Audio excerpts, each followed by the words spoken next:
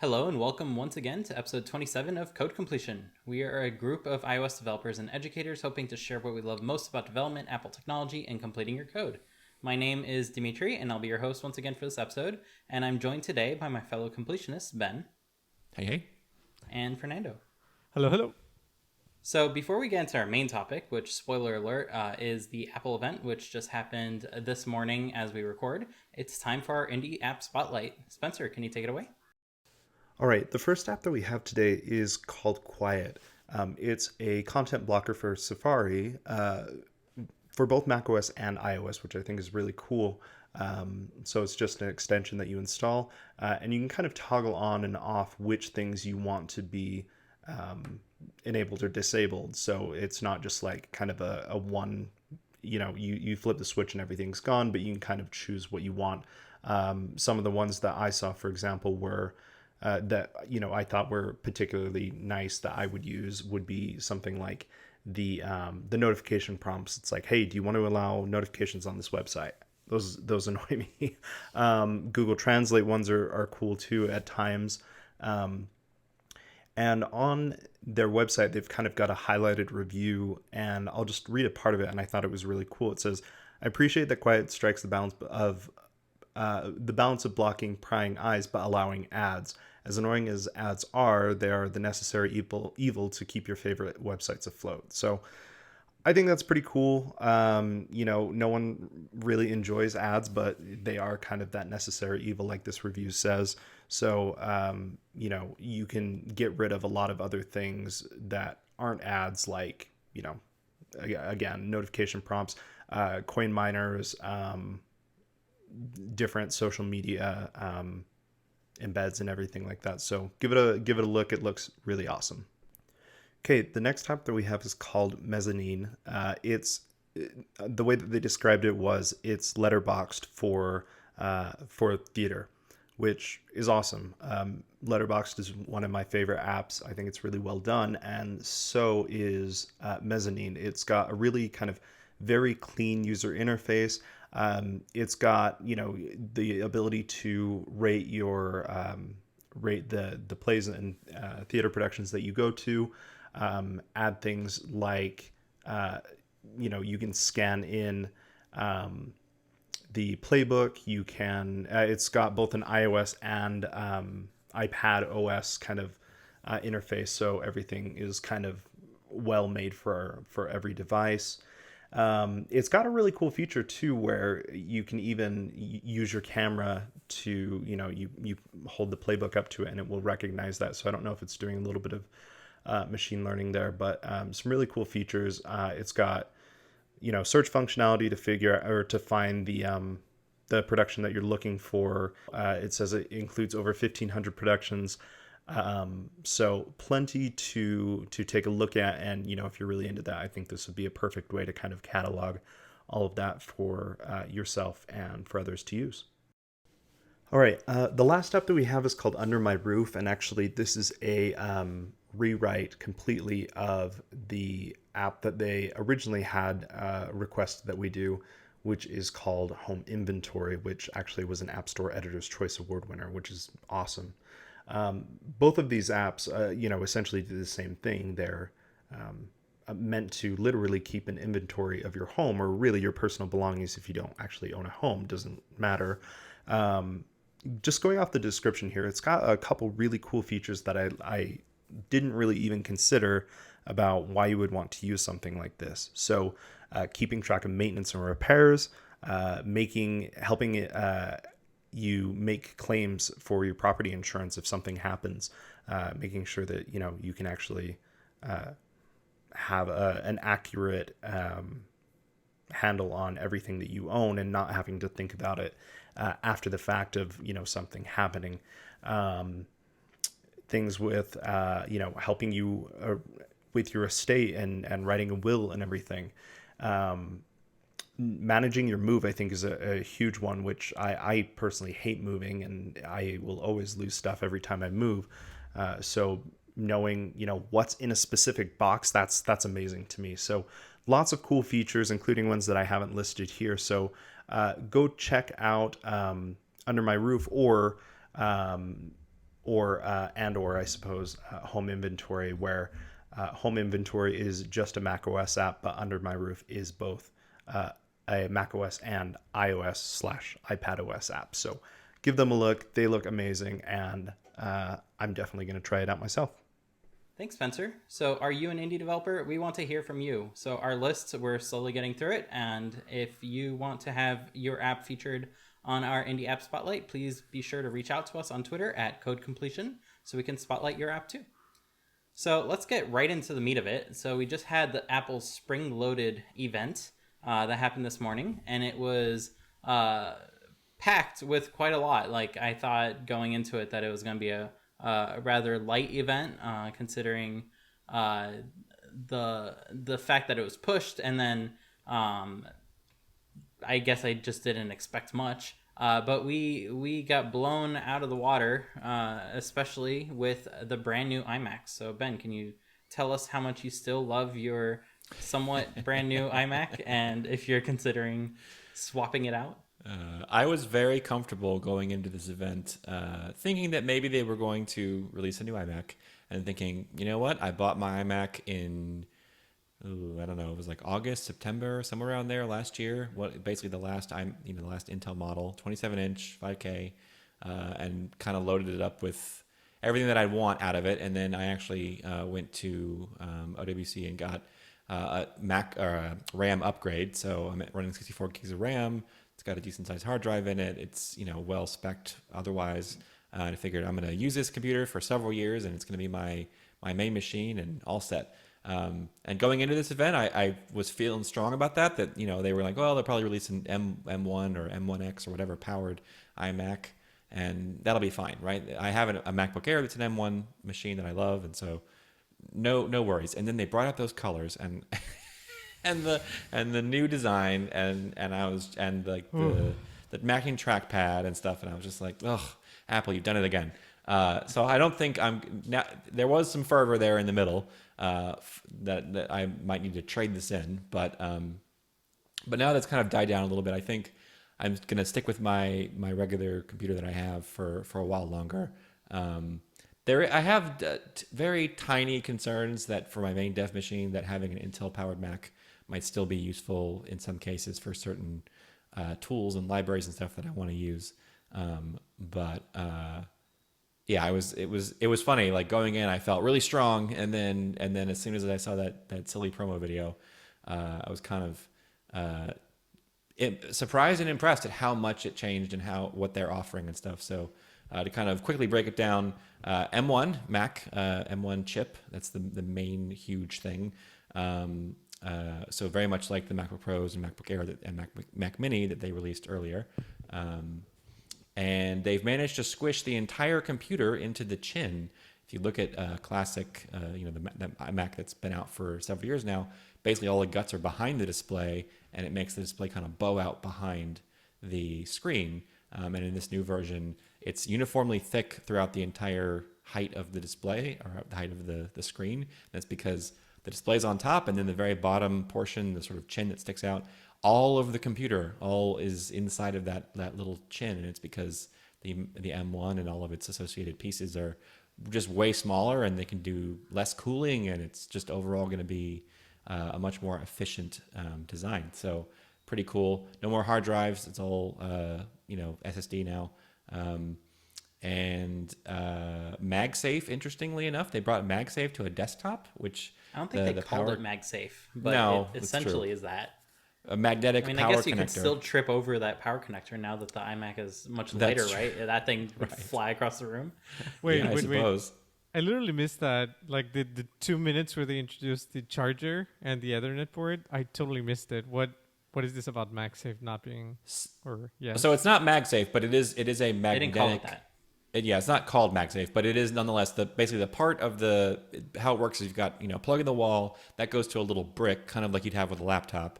And that brick actually has, interestingly, an integrated Ethernet port. So you can plug your Ethernet into that rather than plugging that into the back of the Mac, making it, cleaner, I suppose.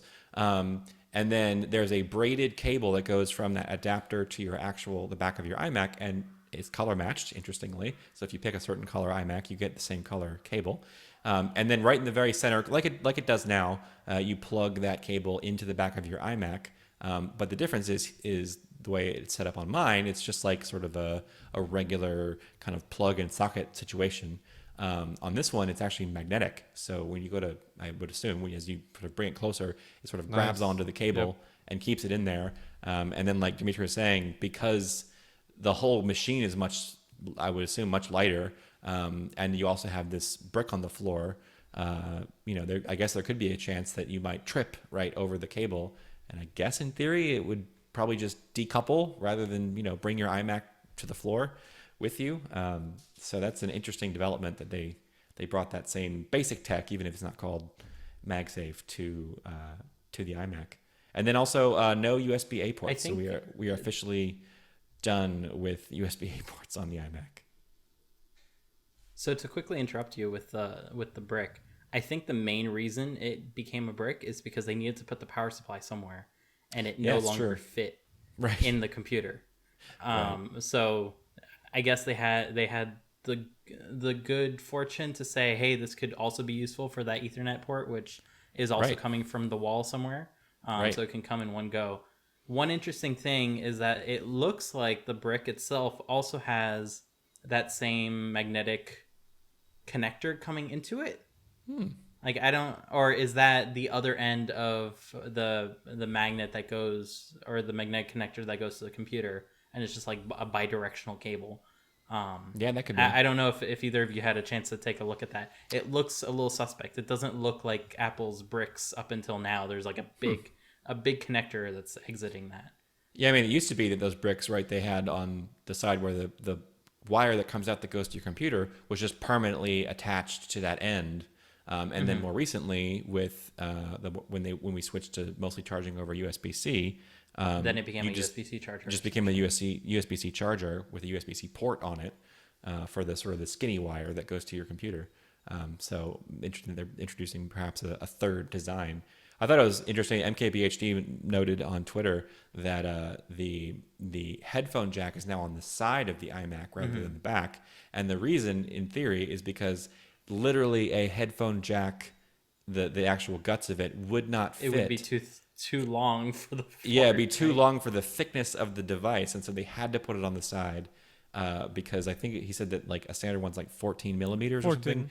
Yep. And the So iMac it's is only 12. like it's less than that, so it would actually have to stick out from the back of the iMac, or they could put it on the end, and then you have that extra. We already have cameras sticking out. Just give me the port. You get a speaker. You get a headphone bump. Headphone bump. Honestly, it makes more sense that it's on the side. I mean, it's a thing you would want to access quickly. Heck, wouldn't the USB-C I would argue all make of them, a lot right? of sense on the side? Yeah. I don't know. Also, on the topic of the chin, like there's another computer that Apple makes that is thinner than 1 centimeter that has all the guts behind a screen, and then it's also like a battery behind there. I don't know. That seems like too hard to actually pull off. And leading into that a little bit, the whole reason why iMacs and MacBook Pros and Airs had crappy front end cameras is because there was no room for good camera guts. Like that part of the display is so thin that there wouldn't be room to put a good sensor. And the iPhone, like that sensor takes up the whole width or size of an iPhone for that 4K sensor. This thing is 1 centimeter large. There's plenty of room for a good camera sensor. Apple, come on. But what for? But it's a 1080p camera now, and it has like a 12-step process to clean up the image so that it's spectacular and blah, blah, blah, blah, blah. Okay, why did people want a 4K camera on their phones then? Because there must be a reason, different. right? No, that's totally different. Like, I would venture to say 90% of the communications when you're sitting on your desk are video calls. Okay, Fernando, what camera are you using right now that you suddenly switched to? But no, that's I just switched to a pro camera, but that's because I want to create content. That has nothing I guess to do. I guess people with Macs don't like creating content, right? What? Like people who are buying a Mac, they don't want to create content, right? That must like Well, my no. point is that Like 95% of the people don't want to create content. They just want to FaceTime someone or they want to be at their work's Zoom call. Right? Like, I mean, I think honestly, to sort of split the difference between the two of you, I feel like there is definitely an argument to be made on a Fernando side, which is that, yeah, most people just need, Zoom video access and they don't really care how they look. And let's be quite honest, most of these systems are going to compress the crap out of your video signal anyway. fair. So, right, even if you had an amazing, I mean, I'm using a DSLR camera as well to get better video. But I have heard from my colleagues when we do video calls that I look better than the video looks better than it did when I was using a webcam. But at the end of the day, it's still likely going to get pretty serious compression. On the other hand, it is the case that in general, Apple users like sort of higher quality things overall. And so it is a little bit interesting that Apple is choosing to, let's say, there's of no cheap longer out. a technical limitation. Yeah. It's 1 centimeter thick. It's plenty of room. How much does a sensor cost? And for that matter, they could use what's that called? Like a periscope lens or whatever. I mean, they even have tech now that lets you like all sorts of crazy stuff. There's so much room in there now. Yeah.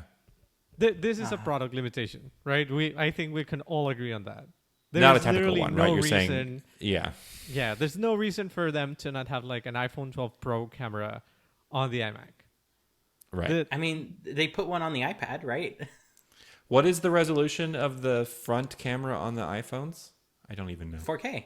It's It's 4K? a 4K sensor, yeah. Okay. The So lens yeah, is then, a little then dinky, no but excuse. that's about it. Zero excuse at this point.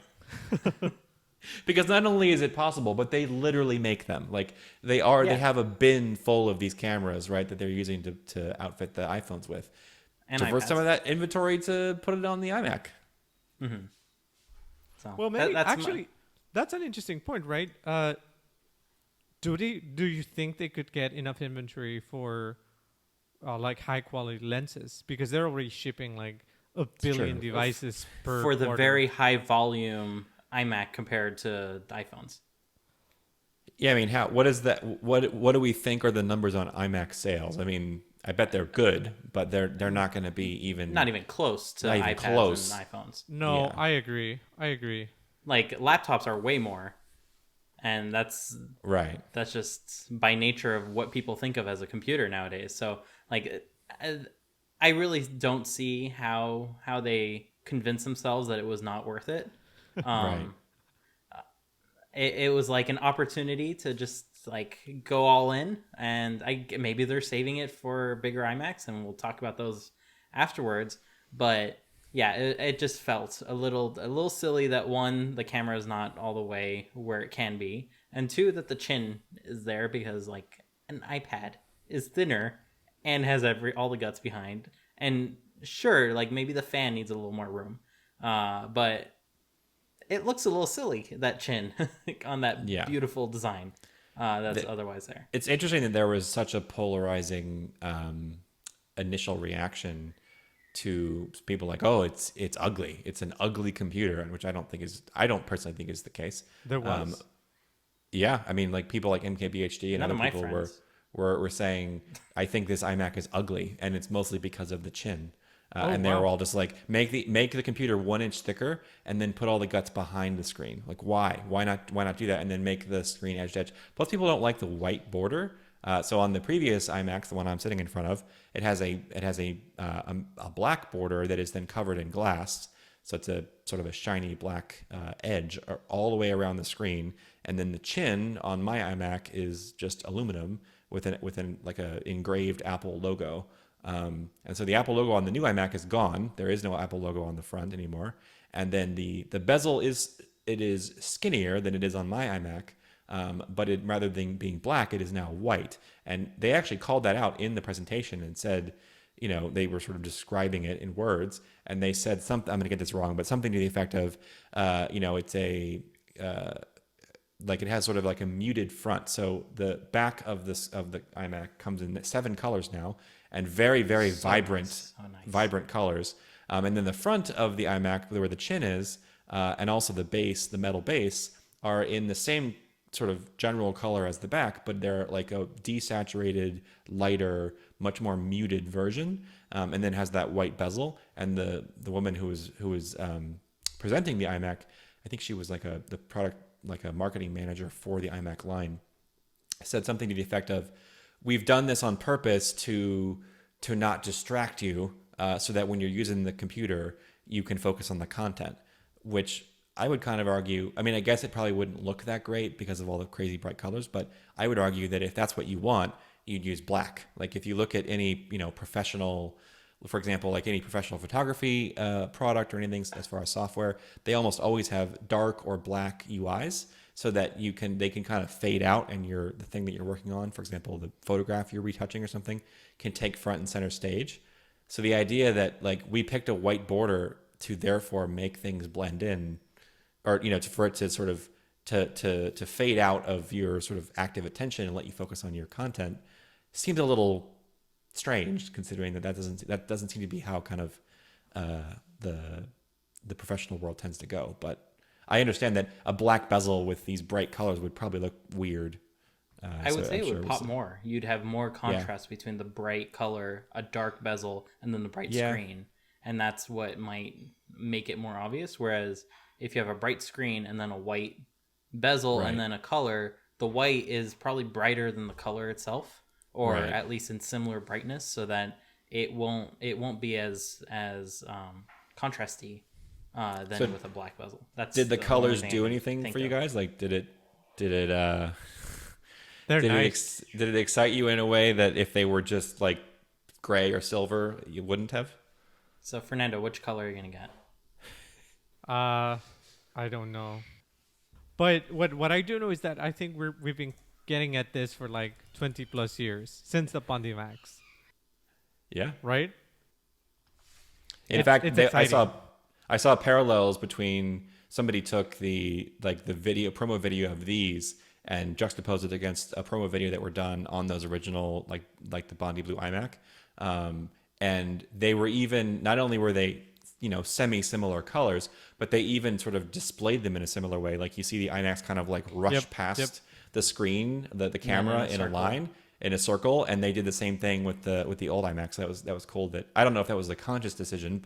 It probably was, because this is Apple, right? But cool that they were kind of paying that homage to it. And I'm looking at the iMac right now on the homepage, and they keep showing it in profile, and it's just insane there's a whole I mean, I guess I shouldn't be impressed, because like I've had iPads that are just like that, but for a whole desktop computer, it just seems super impressive that they've crammed all of this technology into such a sort of a thin. Quick reminder: same cuts. Yeah, right. Yeah, so it literally is like a giant iPad. So I think now that you've said that, at what point is the chin what makes the iMac the iMac?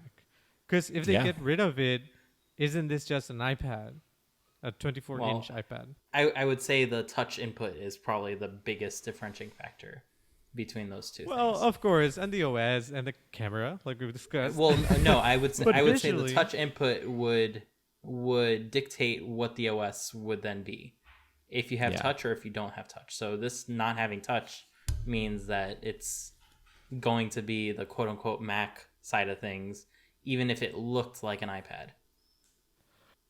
But I agree 100%. What I'm saying is that visually, from a form factor, there has to be where I think I'd leave the chin as a way to differentiate visually between, like, the line is blurring, right? We can all agree on that. Yeah. Yes. Mm-hmm. I thought before it wasn't going to blur, but now it's very blurry. Like it's the same processor, same architecture, same quality of screen. We're getting really, really close. And when we talk about the iPad in a minute, it's going to show that it's even blurrier than that, right? Because of the fact the M1's coming to the iPad. So, So I think what you're asking is like what sort of visual aesthetic, right, is characteristic of the iMac.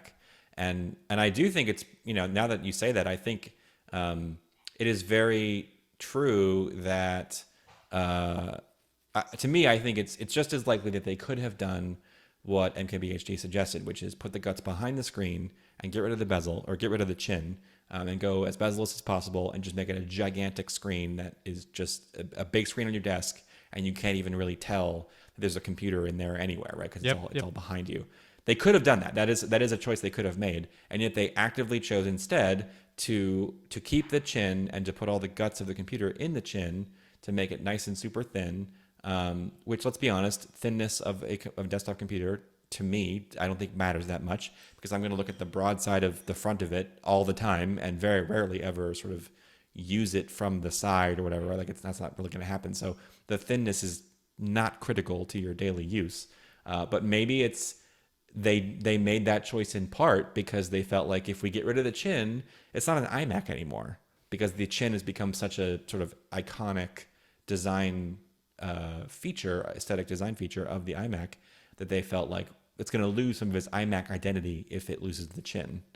And that's an interesting point that I don't think I've seen made on Twitter and online today. Bring it back. I'm gonna tweet that. No, I'm kidding. No, it's. I think it's interesting to think about it, because it's. We've come to a point, and we were already in the area, but we're at a point where there are no longer tech limitations to a lot of things that there used to be. Right. So exploring that human aspect is way more important, and the recognition of the product is way more important than the chin, right? The chin itself. Mm-hmm. So I don't know. I think it's interesting. Definitely could have been like thicker and no chin, had a better camera, but you could see the progression of the iMacs in the past 25 years, and this is still an iMac. Yeah, like, if it's not in this any year, it will way be you next can see year. it. Yeah, right. So and also, like, this is not the only Apple device that's not an iPad that could look like an iPad from the front. I mean, Apple has the Pro Display XR, and that has thin bezels, black edges. It looks like an iPad if you stand far away and don't have anything to compare its size to, at least from the front. And then from the back, it's much thicker, but through necessity from a heat perspective rather than anything else. So one thing that I think we all kind of told, like we mentioned this just moments ago and then we promptly forgot, is the ports need enough room to actually plug in behind the display and everything. And that might not be something that was possible. And it might be Apple not wanting to have the ports on the side of the computer means that they could not put them, like if they didn't want to put them there, then they have to go in behind. If they want to put them behind, it has to be in a part that does not have any display there to have enough length. So that is one thing. And then I just realized as I'm saying this, they could put it underneath the computer. Who'd have thunk? Like that'd be an excellent place for them as well. So maybe they didn't think about that. Maybe they did. Maybe they're holding it back for a future revision. But I can see the bottom of the computer being an excellent place to put tons of ports because they're out of sight. They're easy to access. Like you can feel them. I don't know about you, Ben. I hate reaching around the ports. The back ports on the iMac are just, they're fine if you plug it in once and then never touch it again. But like if you ever want to use a port sort of ad hoc as you need it, it's a terrible place, because you basically either have to sort of like awkwardly feel around for it from your desk, or more likely what I do is I just get up and I can get to the back of my desk. My desk is not up against a wall, so I can get to the back of it. I just get up and do it that way, because it's like I'm going to spend 5 minutes fumbling, or I could just get up and go around and do it, and then I can see. But like the whole point, right, is that if I could see them, or if I could tilt the if it was on the bottom, I could tilt the iMac sort of backward, the top of it backwards, and kind of look under and see it. That would definitely that'd be so cool. You just tilt it all the way and you can see all your ports, plug stuff in, tilt it back. Right. That would be rocking. Really nice. Yeah. So free idea, Apple. You're free to take this idea. So what do we think of the matched peripherals, right? Like I think other than the iMac Pro, I want all the colors. Other than the iMac Pro, I think this might be the first time that they've like specifically matched the colors of the peripheral. I mean, the Mac Pro has matched ones too with light silver. Okay. And dark keys. Dark. Yep. But because dark keys are Pro, right? Yep. But yeah, color. I think you can get all seven colors for one thing, and I think you can get all 7 of the colors. Mice and trackpads. Mice and trackpads. And is it two keyboard? I know that they're offering the smaller keyboard, and then I also think I heard them announce a keyboard that includes the numpad. I heard them say it. 3 keyboards? I think, wow. There's 3. I don't remember the second, but the first is the Touch ID and the smallest one. The second one is I don't remember, and the third one is the full keyboard, like with the Touch keypad. ID. Yes, Touch ID. Well, I don't remember. I only remember it being the biggest, so it had the keypad. Oh, like it. If they didn't seem like they're available right now, but if they were available, I would buy the colored keyboards and peripherals right away, because I think that is so fun just to have some color. And I have tons of keyboards for like every system that I have around the house. And it would be nice just to have lots of different colors. Like, why not? Right. I'm trying to see on the site, and it does say color match accessories complete your personalized choice. And then for the first time, Magic Keyboard comes with Touch ID brings Touch ID to the Mac. But they don't specifically break down they don't say what you get with your order, and you can't currently, you can look at the sort of that first page for ordering to sort of pick out your color basically and see the price. But the button lets you kind of go into that second page when you order things on Apple's website to sort of do more customization. That's not available yet because you can't actually order these yet. We don't know yet. Yeah, we're still in the dark on that, but so it sounds like at least 2 different keyboards. What do you think the chances are that the new Magic Keyboard essentially has some kind of tiny ARM Apple series chip on it to run the secure enclave just to run the Touch ID? I think that's highly likely. I mean, which one did they put in the new HomePod Minis? Was that an A11? I want to say. Sounds right, but I'm not positive on that. So I do know. I'm willing to bet it's going to be the same exact one. They are pumping those out anyways. Right. They're probably going to use the same exact chip, just to run the keyboard firmware. And that would be a self-contained system at that point. Because I do know that on the MacBook Pros that have why am I drawing a blank here on the name of the screen? The little touch bar. That it has a tiny, in addition to all of its chip. Normal computer guts, it has a separate chip that basically runs just the screen and Touch ID and stuff. And it's essentially a little self-contained computer. Mm-hmm. And your iMac has the same chip in it, but it's not being used for Touch ID because there's no Touch ID. So I think it's excellent that Touch ID is coming to peripherals. I mean, it was an obvious but when kind of thing. Right. And it's the one thing I miss on my iMac. I hooked up my watch to be my Touch ID biometric thing, and I mostly have it hooked up for all authentication prompts. Never typing my password is so nice. On terminal, you can hook up sudo to use this instead. And currently I have to wait for my watch to tap me and then double click on the side there. But with the Touch ID thing, you just kind of smack your finger on the surface of that button, and then it takes care of the rest. It's nice on my Air, my MacBook Air, and then I switch back to my iMac. I'm like, I don't have Touch ID over here. Exactly. So Ben, I assume you're considering a red iMac if you were to replace the one. Yeah, I mean, my favorite color is red, so I have the red. So unfortunately, they've had probably 3 or 4 generations of red iPhones, but they almost always come as a mid-cycle refresh rather than as a launch color. And so I've already had that model iPhone by the time those come out. But this time with the 12, they offered red at launch. Unfortunately, the band is a nice, pretty red, and the back is this weird salmony pink color, which pink is fine as a color, but I wanted the really vibrant red, so I ended up actually putting it in the red leather Apple case just to sort of make it more red. And then on this one, they actually don't even call it red. If you look at the colors, they technically call that color pink, and I think it's because the front is pink and the back is a deep red. Right, the foot and the chin are more of a pink color, and then the back is what looks like a very nice. It's probably the same. I would guess probably the same treatment they do to the aluminum on the sides of the iPhone. A very like vibrant, bright red color. So that's probably what I would get. Unfortunately, the best part of it, as far as color, is the part that I'm not going to see because it's on the back. But yeah, that's probably the And color the that I would peripherals get. are going to be the lighter color as well, right? I believe so. Yeah. So when you look at if you scroll down on that page, the example colors they give you a green keyboard, and it's that sort of like light pastel green, and then they show you a purple trackpad and mouse, and again it's like that sort of lavender like light kind of color. So I would assume that in all cases it's going to be whatever's on the front is what you're going to see on the peripherals.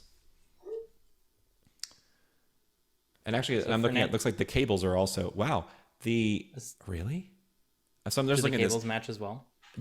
So the power cord is a braided cable. The part of it that plugs into the computer. It's color matched.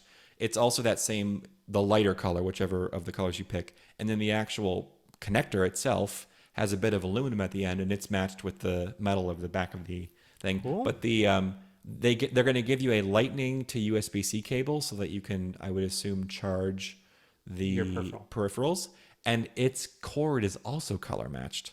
Nice. Well, I So guess they they're- did that with the iMacs and the Mac Pro recently. Okay. Like the Mac Pro, the cord that you get was a braided one that matched the Pro Display XDR braided one. Like it was Okay, fancy got in it. that way. Nice. So they've been doing a lot of matching with all the little Right. dinguses Right. lately. Cool. So I have the opposite problem as you, Ben. This time they have two colors that they never have. They Right. call them yellow and orange. I call them orange and orange. They are Right. two awesome colors of orange, and I want both Right. of them. But I can't do anything with two separate iMacs, so that is Right. tearing me apart. But I love both of those colors. If they have iPhones that are either of those colors, I might get one of each next year just to have one as a test dummy device and the other as my main carry, or I may switch them up on a daily basis because I love both of those colors. Thank you, Apple, for acknowledging colors exist. It is interesting that like now that they're doing more with the anodized aluminum, that like I feel like there's very little excuse now for them to not offer more of these kinds of colors on their laptops, on their phones, on their iPads. Like, give us all the colors, Apple. We know you can make them because we see different colors on different products. Like, just bring all the colors to all the products. I mean, it's the same manufacturing process. It reminds me of like auto shows where you have the different car manufacturers, and sometimes they have a wall of all their different colors, but like every model car comes in like 3. Right. So they are capable at their factory of doing all these colors, but it's like impossible to get any one of them for Yeah. the vehicle that you want. And Well, it I creates feel like exclusivity, Dimitri. Like 2021. no, I hate exclusivity. I want colors. Right? There's 4 colors, and next year it's going to be different colors. So you better get the car now. Oh gosh, I hope. Yeah, hope I agree, that- it's stupid. Well, I guess Apple is already down that line because every Yeah. year they have different colors for phones, and I can only imagine the normal person does not buy a phone every year, so that might work, and they just hope for that phone that comes. But imagine if it did come in that color every year, how much people would be less willing to hold back their Right. wallet if they can Right. get their favorite color every time. So Fernando, which I don't think you've shared a preference yet. If you were going to get an iMac, which one would you get? Oh, I don't know. They're a lot of all choice. amazing. Yeah, they're all really really cool. The purple, like the light purple Mac, I just love it. It would look great on my desk, I think. I just double checked, and there's 3 keyboards. The short keyboard with Touch ID, short without and the stupid Touch ID. and the stupid arrow keys, right? Yeah, Yeah. it's unfortunate that they keep doing that. I don't know why. It doesn't even look good. They almost learned. Yeah, Almost. they almost. And nobody likes them. Like they're universally reviled, and yet they do that anyway. Apple give and Apple take away. So That's right. And then the So big the one, right? extended The one with does the... have Touch ID. I don't know. We cut you off when we didn't pay attention. Sorry. Yeah, that's true. No, that's fine. I was reading it again. So short standard with Touch ID, standard without Touch ID, and the extended with Touch ID and the numeric keypad. Oh wow. And Okay, cool. yeah, so and I checked. Apparently, the Touch ID keyboards work with any M1 Mac. Mhm. Yeah, so you can buy one for your M1 right now. Well, I mean, if they're on sale, eventually they'll come up on sale, I guess. And what else I was going to say? Oh, they work with Intel devices, but just as Bluetooth, no Touch ID in that case. Okay, not even the T2 Interesting. devices. Yep. Interesting. Okay, Maybe and that's yeah. That's interesting because the new iMacs are exactly the same M1 chips that were in the MacBook Airs. Like if you go to the configuration screen, you can get a 7-core GPU model or the 8-core GPU model, and it's the same exact choice that the MacBook Airs had. So don't kid yourself thinking that these are in some way more powerful machines. They're just machines with built-in screens and better cameras than the laptops. That's basically the only difference computationally between them. And that brings in a good point of what do we think the next, like this is only the smaller iMac, right? That we're looking at. And it's kind of in between the current 24-inch and the 27-inch. So that leads us to maybe suspect that the larger iMacs would be 6K iMacs to match with the Pro Display XDR, so that way you don't have awkward sized screens next to each other with your Pro workflow. And Marco Arment brought up an excellent point that maybe the colors for the bigger iMac would be colors for an so-called iMac Pro, which would match the iPhone colors, aka you don't get any colors, which I guess would be a bit unfortunate. So we only have a smaller iMac right now, and that's probably why none of us are kind of jumping on it quite yet, despite the love of the new design language that it's kind of using. So in terms of an iMac Pro, we probably expect to see a 6K display. We probably expect to see more ports. How they're going to fit different kinds of ports on the back is going to be interesting. Maybe they don't fit them on the back. Maybe they go underneath, like we discussed, and maybe that's what they're waiting for. It might have a mini LED display, just like the iPad Pro that was just announced and the Pro Display XDR to better match that. What else do you think they're holding back on us? Maybe it will get a black bezel. Maybe that's another way for them. Yeah, Maybe they'll go with a darker. Maybe they'll do like space gray, and then maybe they'll do like Pacific blue or something, like a much darker color, a more muted, darker color, and then they'll do black bezels. Because as we know, the dark color palette means Pro. So maybe that'll be another way. And it could be. I mean, it's kind of silly, but it could be, it creates an easy way for you to sort of just glance at a computer and be able to tell the difference between a non-pro and a pro level machine based on its, the color choices that they make. So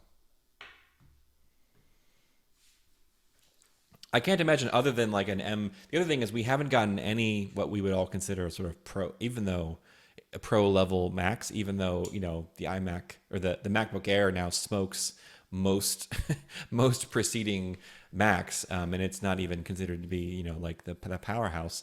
But we haven't actually seen any what we would all consider pro level M1 era chips.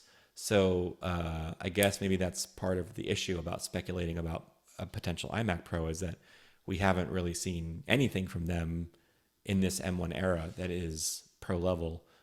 So maybe there's even things about this new model that we can't even guess at because we just don't understand yet the sort of the offering, right? Like what they're going to, because if we had like a 16-inch MacBook Pro running some kind of M1X or M2 or something, we probably could have like, well, we can extrapolate from that to create an iMac Pro that would be somewhat similar, but we haven't gotten that yet. So maybe that's part of our problem, is we just don't really know where Apple's headed.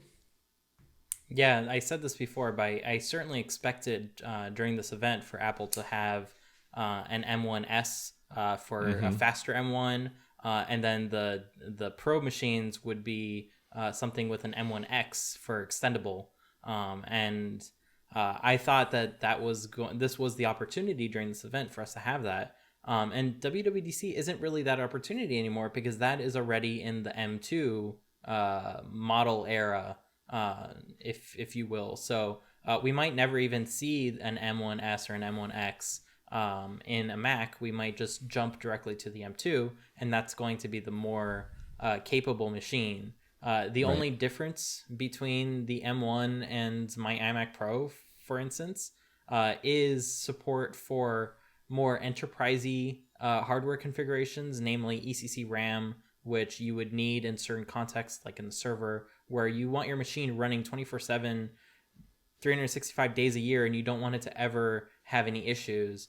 And the M1 just has normal memory for all intents and purposes, and that's susceptible to certain errors over time, especially if the thing is on for a very, very long time.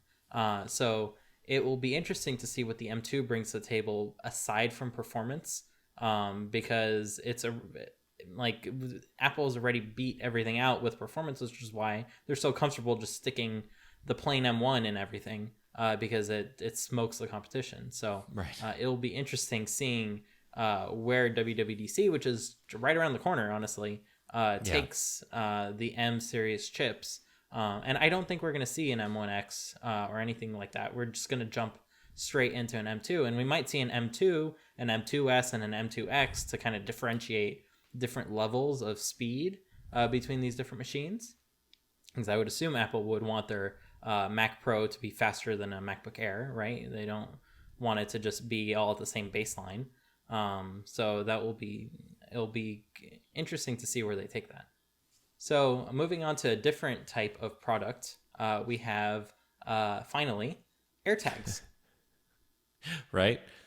It's funny that we can say finally, despite the fact that Apple never made any serious hints about this even being a real product, and yet we all just sort of caught very vague rumors about it and just let it snowball into this, when are they finally going to release this thing? Like, come on, Apple, it's been years. And it's like, well, I mean, they didn't actually say they were even working on it, really. So They did release a support video that had it in there. yeah, it's true. It's the worst kept secret. And Right. to be clear, it's definitely because of antitrust concerns and wanting to get the third party thing out there. And I find it fully ironic that despite Tile starting this whole thing, they were not part of that because they had the biggest mouth, and they blew their connection there when they could have had a very good business proposal to have on the table for the third party ultra wideband chips and little dongles to put on things. But that said, AirTags are a thing. Just this morning, Samsung said that their version of the Smart Tile Plus would have the privacy conscious things that came out in Apple patents months earlier. So despite us knowing about all the things and how AirTags work, it took Samsung a while, but they got in just in time before everyone promptly forgets that the Smart Tile Plus is a thing. So good on them. I also want to say I loved that couch short where the guy just dove into and got sucked into his couch and was reaching around for his keys. That was also excellent. But there's not much more to say about them, right? Yeah, I mean, I hope they work. I hope they work as well as they claim that they work in the video. And interesting that they seem to be.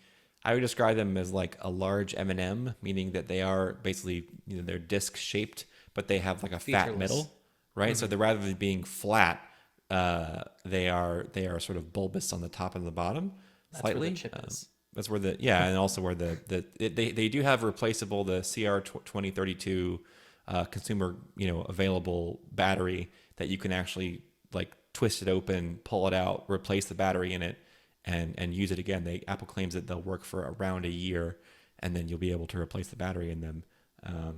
That you can just buy at the grocery store or something. But interesting that they don't have a version that is flat, because I feel like that does seem like a sort of a missed opportunity to insert it into your wallet or in a place where you might want to have a very slim, very flat. Maybe it could be perhaps wide, right? Like a like a credit card sort of, it's got a lot of, it's got a lot of surface area, but it's very, very thin and very flat. I'm surprised that they only seem to have one form factor of this product. I agree. One question they had is, do you guys know the range of it? Because I'll leave it at that. On the video when they were demoing it, the little when you open Find My now and you have these things, if you have an iPhone that supports the is it U1, I think is the name of the chip, you get you get sort of directionality and proximity when you're sort of tracking down your thing. And the video that I saw the screen was showing like 18 feet, and then 17 feet, and then 16 feet as you kind of got closer. So it seems like probably, I mean, that's what, like 6 meters. So I would guess maybe it must be like 10 meters at least. Well, I mean, to remember, it also has Bluetooth, so it uses the Bluetooth first to kind of find where it is, okay. and then as you get closer, then the ultra wideband kicks in. From what I'm reading, I think we can go even further. So the ultra wideband apparently is only available on the newer iPhones, like iPhone 11 and higher. Right. And then you have the Bluetooth, just like Dimitri said. But then I'm reading the page, and it says here, I lost it. Yeah, right here. So it says your AirTag sends out a secure Bluetooth signal that can be detected by nearby devices in the Find My network. These devices send the location of your AirTag to iCloud. Then you can go to the Find My app and see it on a map. Yeah, so Yes. as we discussed this last week as well, but basically it will work at any distance so long as an iOS device kind of gets within close enough contact to it to ping it back to you. Any device, right? Yes. Not your devices. Yes, any device. Yeah. Interesting. That's really the whole cool. that's the whole idea, and that's how Tile works too.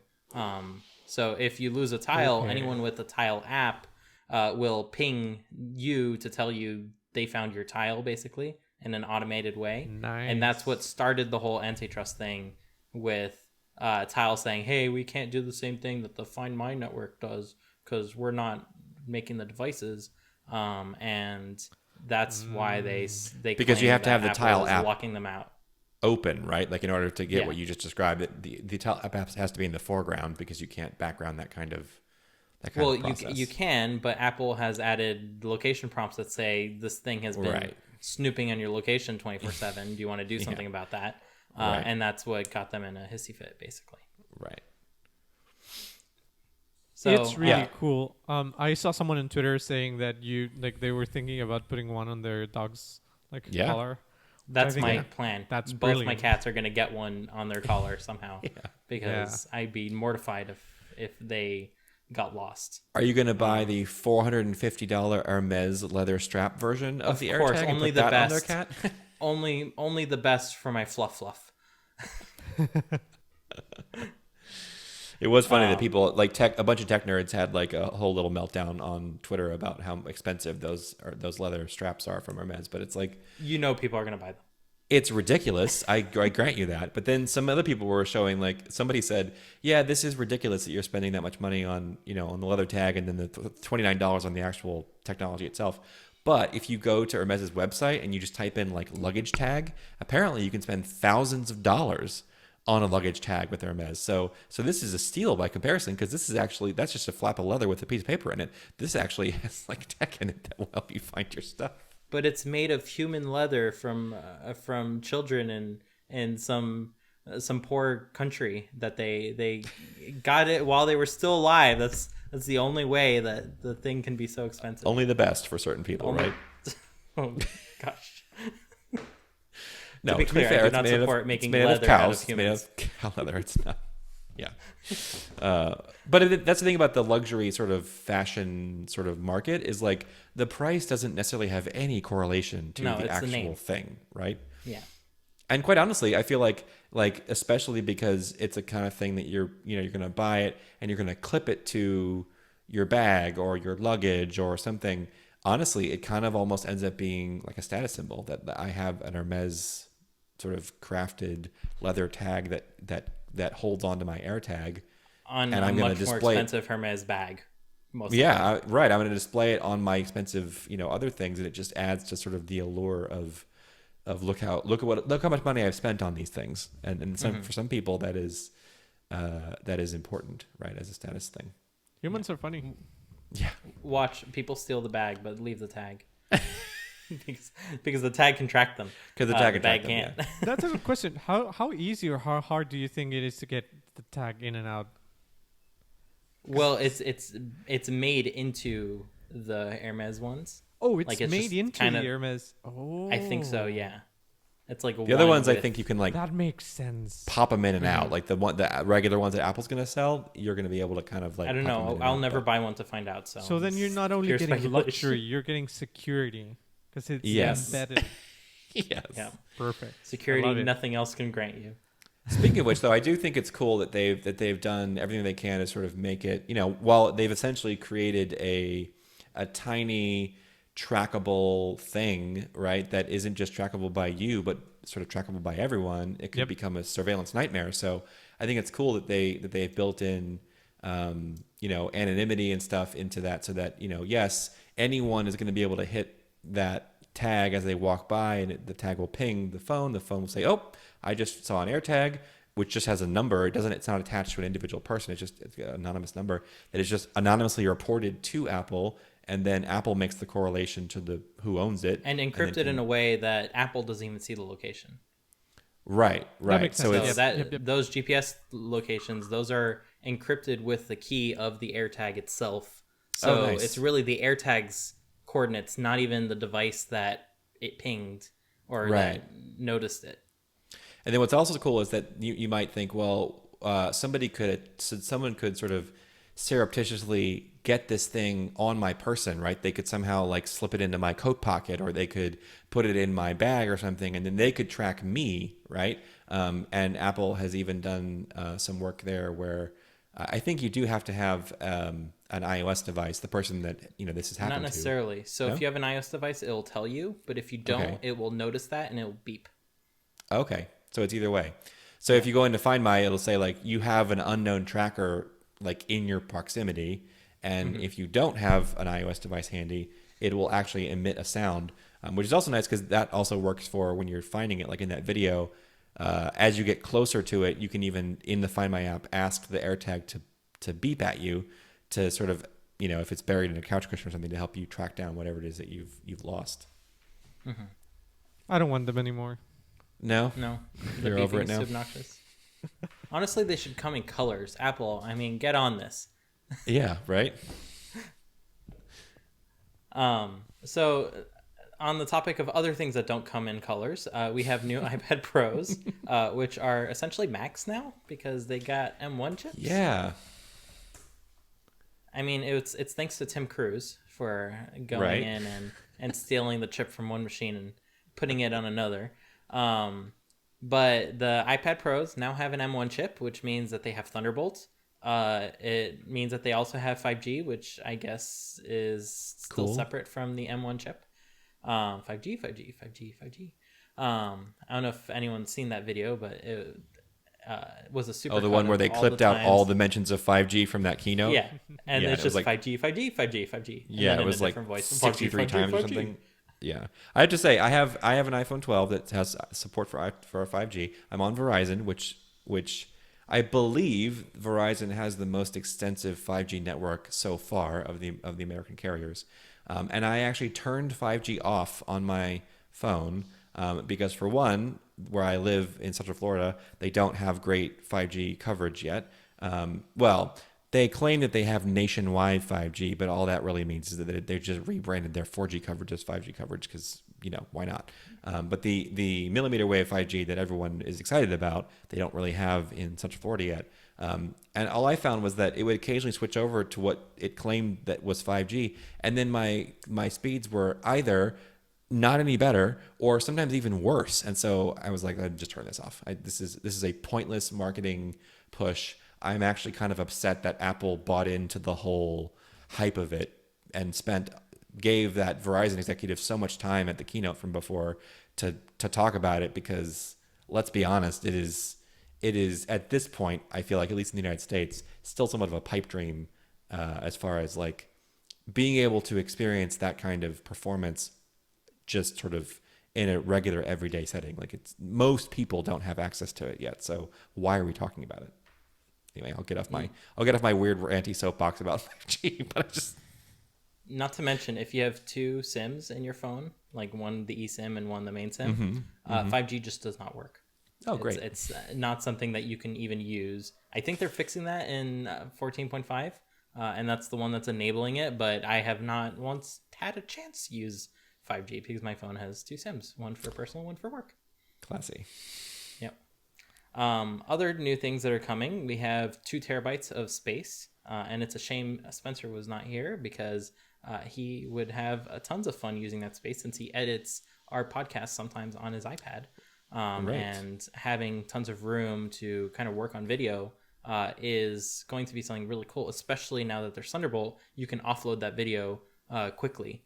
There's nothing more aggravating than filming a bunch of stuff with your phone and then waiting to kind of get that off your phone over USB 2 speeds. So I hope the phones get Thunderbolt one day too, but having it in the iPads is definitely welcome. And as a final 2 things, the front camera got a new thing called center stage, which basically it uses a ultra wide camera, and it will then zoom in automatically on you. And then as you move around, it will use its existing field of view to just kind of track you. So since it sees everything all the time, it can zoom in on you, and then as you walk, it can digitally pan, that is, and keep you in front of the camera. And what a great use of a 4K camera with plenty of resolution that can see everything. I wonder where other things could use this, but alas. So that's the center stage thing. And then the display itself is on the 12.9 inch one, now called a Liquid Retina XDR display. And they're using a zigzaggy pattern of mini LEDs on the back of the display to individually light different portions of the screen. And it seems that they were claiming 1,000 nits of like whole screen peak, and then 1,600 of localized peak brightness, which is right up there with the Pro Display XDR, just on a smaller scale. So it seems that they may have outdated their existing tech by making it way smaller and thinner. Yeah, it's interesting to think that you can basically bring like a smaller Pro Display XDR around with you in your bag in the form of this new iPad. So, either of you aiming to get a new iPad? Well, I was in the market for a new Mini, and I was really excited. There were some late-breaking rumors from certain analysts, which they're not to be believed necessarily, but that they had reason to believe that they might be refreshing the Mini. I don't believe the iPad Mini has been refreshed in quite a while. It's the current one that you can buy is it has a Touch ID. It does support Apple Pencil. And it runs the A12. So it has an A12 chip in it, which is, it's not bad. But it certainly is not edge-to-edge screen. It doesn't have Face ID or Touch ID in the power button. It has the first-gen pencil support. So, just in general, an older device, an older design. But alas, didn't happen. So the options are at this point, either this new iPad Pro or perhaps an iPad Air. I may end up just buying the new Mini. I have a 4th gen Mini, and it's getting pretty sad. Like, it can't really run more than one app. It sort of, even like if you run an app, close it, open a different app, it seems to struggle even with that. So I may just upgrade to the latest Mini because it's way cheaper than buying a full-blown iPad. And all I'm really going to use it for is watching videos in the evening. So it seems way overkill to buy an M1 powered iPad Pro to then just watch videos in the evening. So that's probably what I'll do. But I at least wanted to hold out just to see if they were going to maybe rev the Mini, and they didn't. Fernando? No, I'm not getting an iPad. I have. Do you have an iPad? No, I don't. I have no interest in getting an iPad. I'm really way more interested in trying to understand what's going on with the chips. Like, are we on a single chip right now permanently? Like, are we moving straight into the M chips, or are we? Like, I think Dimitri got me thinking when he said we're by WWDC we'd be at like the M2 stage of chips. But then what about the what is it, 15? Like It is up there in version number, so why not, right? no, but what I mean is it the same thing? Are they like, are we all M chips? Is the A14 the last A chip. chip? Yeah. Yeah. I think it's interesting because I don't see why, like, yeah, let me try and phrase this, right? Because what is the benefit of having, like, the iPad was already in an ARM architecture. Why bring the M1? Is this a marketing thing? Thunderbolt. Is it just Thunderbolt? Like, where? Yeah, because the A14 doesn't have Thunderbolt bits, but the M1 does. So then that's the thing, right? So then is the M1 the successor of the A line? Like, is the M line? Yeah, Or is the now that M- you bring it up, it may quite end up being that. Like, we might see the next iPhone is not an A15; it might just be the M2, and they might not even With USB-C and might- Thunderbolt? It No might lightning? be, yeah. So if it keeps lightning, it might end up being the double-ended lightning that at least gets USB 3 and USB-C 4 like speeds. So that could definitely be a thing, just with a different plug. I mean, it's not So- the Also, first that time means it's happened. we could see an iPhone with either 8 or 16 gigs of RAM, because the iPad Pro, that's what you're going to get, which is a huge. I think the best you could do until it now was configurable? 6. Did I they say it don't- was configurable? Or is it just Everyone gonna be online is 18 saying gigs? everyone 16 online gigs. is saying 8 or 16. Yep, 8 or 16. I don't know how they found out. But I'm guessing then- one of those slides that has all the info. Yeah. now wait, now that you say that there's an interesting question. So if we are still on the M and A lines, what are, like, they're going to show us sometime, hopefully this year, the new M chips, right? Be it Yeah, M1S say or WWDC. M2, right? We don't know which. But then if the iPad is already on the M chips, will the iPhone go to A15? Is that going to be faster than the M1? Slower? And No, is- so and I are would they- say during WWDC we get an M2 chip. We get new Macs to really show that off, meaning a Mac Pro, something super powerful, MacBook Pro 16-inch. And then when the iPhone comes out, they just say it also runs on an M2 chip, and it's done. Like, that's all they really have to say at that point. Wait, can you say that again? So WWDC, we get an M2 chip, we get new MacBook Pro 16-inch, we get a new Mac Pro that's really specialized. It has specialized hardware capability that the M2 really delivers on. And then at that point, the Mac is no longer the baby, like, brother of the iPhone in terms of performance. It's now the bigger brother. So when the iPhone comes out, if they then go ahead and say the iPhone now runs an M2, that is more amazing than saying a Mac now runs an A14. Does that make sense? But then what's the point of being Pro, right? Like, how come the iPhone Yeah. gets like the Pro chips? So I think it's a really interesting conundrum here, because if the iPhone is, Well, it might not get the M2S. It might just get the M2. So there's the M2, the M2S, and the M2X kind of thing. If they I do think- that, I I think mean, it's- Yeah, yeah, but it's, we're gonna it's- have to at a certain point. regardless of the chip names, it's interesting to think, like, before they existed in separate realms, where it was sort of unofficial, where you'd run the Geekbench and you'd be like, oh, my iPhone is way faster than my Mac and whatever, and the iPad is but so they weren't. quick. But they weren't apples to apples, right? You were not comparing them. Correct. They were directly. apples Yeah. to Intels. Right. But Nice one. but now that everyone is on the ARM wagon, like, what's the deal? Like, is my iPhone as quick as my Mac Pro? How come? Like, why am I paying $4,000 for this, right? It's obvious. Like, the answer is obvious, but it's still, I think Apple lives off of appearances. And so I think it's like, I don't know. It's something that I hadn't thought about it until right now. I would propose another alternative to what Dimitri said, which is that the M2 likely will be at least announced, if not launched in some form at DubDub, and then I'm looking now at the bottom of the buy an iPad Pro page on Apple's website, and they have a little compare all the iPad models, and so they show you all the iPads they currently sell. So which they don't technically sell the new Pro quite yet, but they're almost about to. So the iPad Pro starting at $799 lists out the features. Apple M1 chip, right? It's very prominently displayed. The next one over, the iPad Air, starts at $599, so a little cheaper, a little smaller A14, screen. right?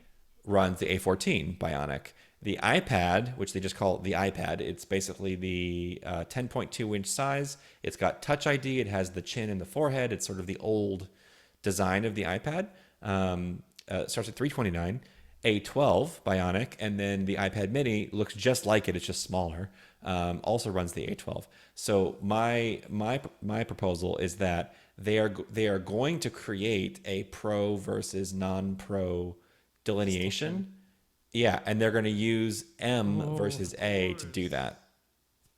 So the iPad, the lesser iPads, right, the Air, the regular, and the Mini, and however that evolves, right, are going to stay on the A series chips, and potentially, here's another even crazier thought, is that the iPhone, assuming they continue this general design, the iPhone 13, like I have the 12, right, the iPhone 13, A15.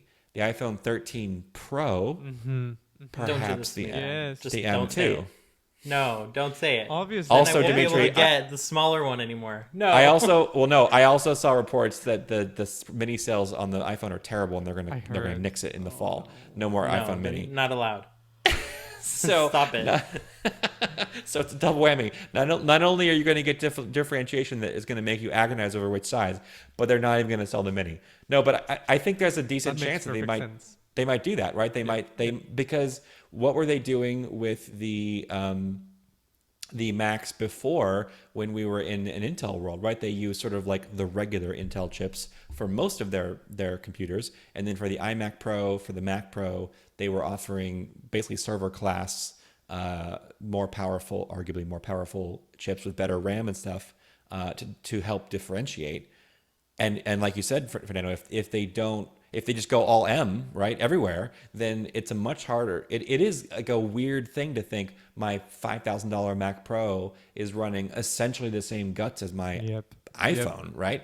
You got to create. I mean, so this is like a classic example of like the little brother kind of like getting stronger and starting to sort of like lean in on bigger brother's turf. And a company that has had to deal with this is Porsche.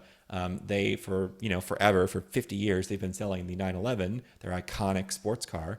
And in the, I think, late 90s, when they brought out they brought out the Boxster, a smaller, cheaper, less powerful, arguably sort of just worse version of the 911 as a convertible, but they're able to capture a whole new sort of segment of the market that couldn't afford a full-blown 911. And the problem is they don't want to they want to produce excellent sports cars, right? So they just kept making the Boxster, and then later this thing called the Cayman, which was a coupe version of that convertible, better and better and better and better. So they got better engines, better handling, better this, better that, better interiors, and also crept up in price. And then they ended up in a scenario where they actually were like, oh no, these cars are now starting to be real competition for the 911. And I don't know if this is actually true, but this scary thought was, what if people who could otherwise afford a 911 are just buying a Boxster because they're like, why bother buying a 911? I don't need that. I can get 95% of the functionality and the performance out of a car we're talking tens of thousands of dollars cheaper. And so I think that kind of market segmentation and differentiation is something that companies like, certainly of Apple scale need to worry about, is that you don't necessarily want to just put the best thing in everything, because then like you said, what difference is there? Why don't I just run everything off my phone? Obviously there are other reasons why that might be practical, but it's a concern, right? It's a psychology thing. At this point, then, like, my crazy prediction, which may not make sense, is that we don't see any Pro machines until September, and then we see the new Pro iPhones and the new Pro Macs in one event, and then that sets up so that you can have a consumer event like the one we just had right now in April, and when you where you go, here's the iPad, here's the Mac Mini, here's the MacBooks, and then on September you have and you include the iPhone there on the April event, and then you have the Pro features, the Pro iPhone, the Pro iPad, and the Pro Macs on the September event. That would be interesting. And would make all the Apple devs really upset because everyone is banking on DubDub being like, well, we didn't get it this time, but DubDub is going to fix all of these problems and we're going to get everything we want. I agree. One thing... Oh, go, Timmy. And I would argue that DubDub is the chance to show off the Pro stuff. Because this is Apple's opportunity to say, look at our Pro machines, how much faster they are than this dinky little thing with a battery that you can put in your pocket. Like, they need to blow that out of the park, as this is what we can do when you're constantly plugged into the wall and you have a big power supply and you can make use of all of that energy. And the event that people would look at in terms of pros, I mean, the M1 is more than fast enough for everyone, including pros. So just like you said, Ben, if we're going to have a machine that like blows even that out of the park, who is going to really want it? Like, most people can get by just fine on an M1. So the only people that are going to really want it are going to be the ones that are either really pushing things, at which point it's not the same thing as an iPhone event. Like, that it's just a completely different market at that point. It's not even super fans. It's people who legitimately need the power that does not exist anywhere else. And a big segment of that and rich super population fans. is... Let's be clear. Some people just buy the big one just to buy the big one. Definitely. But I think WWDC is an excellent opportunity to kind of have that kind of hardware that is less interesting towards the general populace, when the iPhone event is something that everyone will kind of be more interested in, and they're just going to laugh at the more expensive computers, like, oh, why are you getting a $6,000 computer when you can get a 1,200 and it's just as fast? Because all they use it is for Zoom, or heck, even if all they use it is doing Final Cut Pro videos for YouTube, the M1 is fast enough for that kind of context. And I would have argued against you in the past, and I still might be arguing against you a little bit, that WWDC is not the appropriate venue for that because it's supposed to be a developer conference where they announce new software. Yep. However, I was reminded by somebody, either on a podcast or on Twitter, that I believe this is right, that the Mac Pro and also the iMac Pro were both launched. I don't think they were display XDR. Yeah. Okay. Were not made immediately for sale, but they were all launched at WWDC in recent years. And so perhaps this, like, it's a dev event, it's mostly software, Apple doesn't announce hardware at DubDub.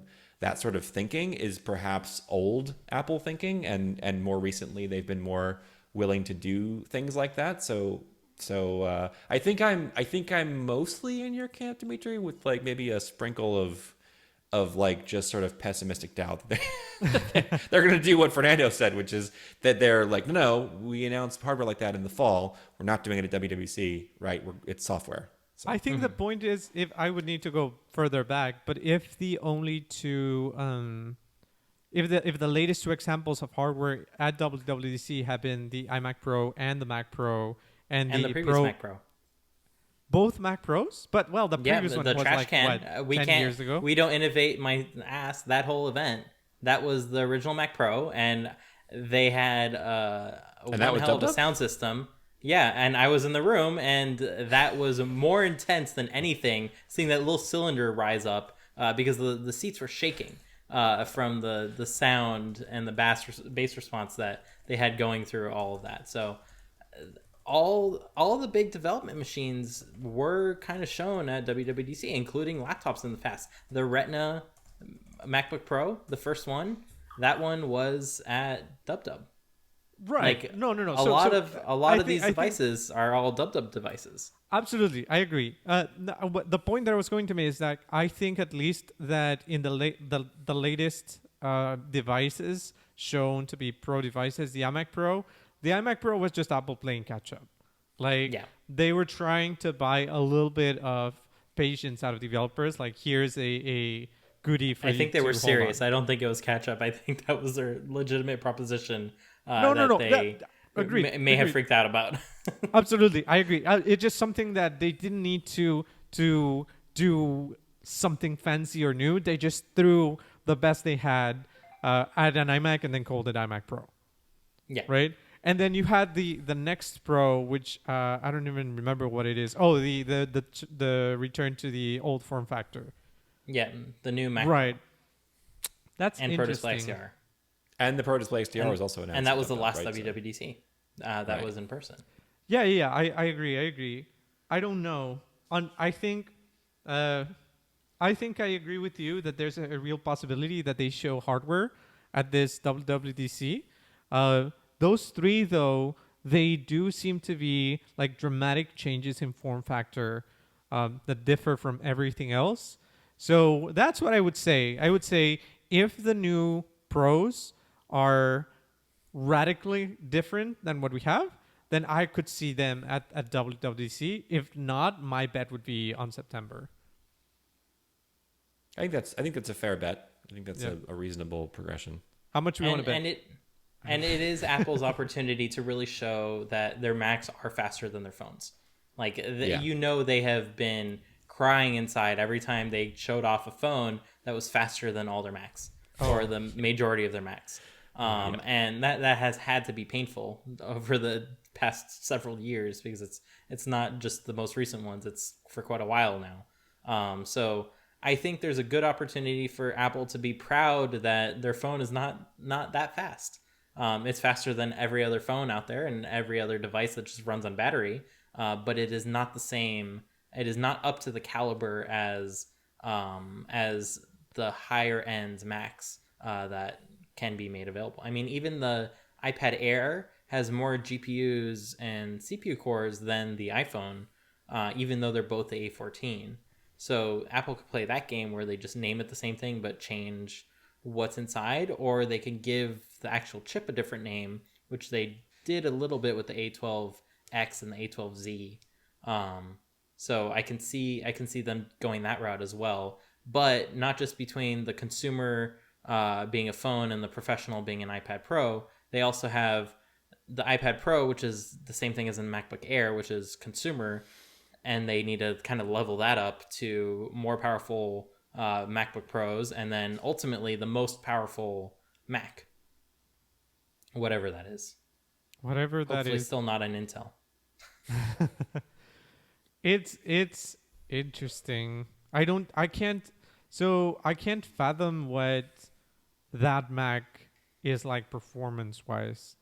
Like, do you really think there's like they're just going to unveil something either at Dub or September that's like going to blow us out of the water when it comes to specs? I mean, the the M1 is M1 already. Max What was that? did that, right? The M1 Max did that. I mean, I think they definitely Conservatively. No, yeah, no, They're they- not even absolutely. pushing any power envelope. yeah. So I I guess, think yeah. at single core performance, they can probably have something You're asking, that, can they do it again, right? Can they do that again? Yeah, 'cause- Especially in such a short period of time. Yeah, I think that's my question because it's like the M1 blew everyone and everything out of the water. Single core without a question. Multi-core on a per watt basis, right? So my question is, do you guys really think that if we forgo the per watt measurement, they just amp everything up to the max? Is that going to be way better than Intel, or is it just like, I don't know, like that? Yeah, that's my question. Well, I can see it in two ways. The M2 will probably be faster single core than the M1. And if we look at the progression that the iPhone has been making, it will probably be significantly so, like a good 10 to 20% faster on single core. Now, if we just take the M2 out of the equation, we're just talking about, let's see if they do an M1 and an M1S. The M1S could double the core count from 4 high performance cores to 8 or to 12 and dramatically see a big performance win on many machines. And that's easy for them to do. Like, it's not it's not a significant technical challenge to just scale up that way, especially because they're not really doing much on their chip heat wise. Like they have the thermal capacity and they have the energy what's that called, budget, to go ahead and expand in that way. And the reason why I like differentiating between a hypothetical M1S and an M1X is the M1S would just up the core counts. The M1X would be the expandable version of that, which would be the Xeon from Intel's parlance, where there's just a huge amount of I/O lanes that are now available to it. And by having a huge amount of I/O lanes means you can have more Thunderbolt ports, more expansion PCI cards, more of everything. And that's separate from the performance story. So we have the performance story, which is just adding more cores, and then the expandability story, which is adding to the capabilities of your machine that are not dictated by the CPU speed. Maybe even the GPU is something that can be added as an extra, where you have more CPU in the M1S, but then the GPU is a separate chip that communicates directly to it with a separate heatsink and all those sorts of things. So I think the bottom line is like what Dimitri just laid out, is that it's not necessarily going to blow us away from just pure raw horsepower because we're already running supercars. But instead, what they might do is they might give you more extensibility or more flexibility in the way that you set up your computing system.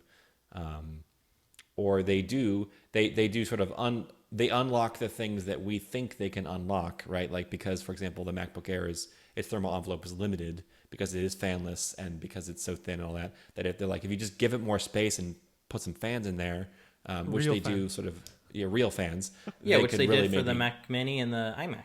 And as we saw, it's faster, but not significantly faster. It's just you can run it at top speed for longer, but you don't really ever notice that drop on the MacBook Air for all intents and purposes. Yeah.